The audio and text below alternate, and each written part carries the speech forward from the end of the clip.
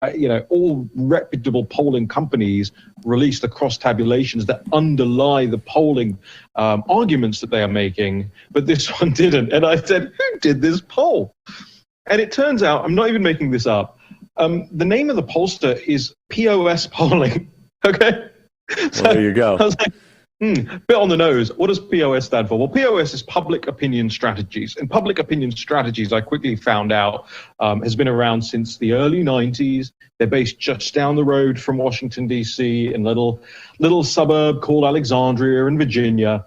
And then we started to look into the staff. And all of the staff come from Romney campaign, Ryan campaign, Bush, Jeb campaign, George Bush campaign, and their latest clients of this polling firm are American Crossroads, Karl Rove's organization.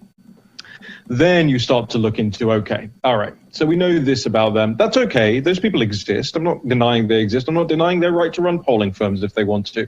But then we start to look into, okay, well, who have they worked with? Who have they worked for?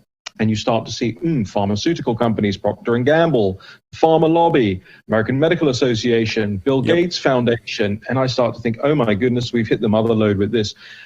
And just before I think it can't get any worse, we find out that this POS polling has actually recently been submerged into this wider corporate apparatus in the last couple of years, a company called GP3.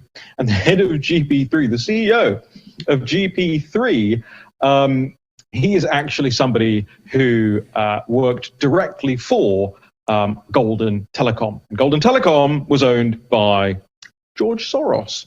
So it's interesting to me that at the same time we've seen, and by the way, there are so many more angles to this story. Paul Ryan's brother and Paul Ryan himself now work for this company that is invested in this GP3.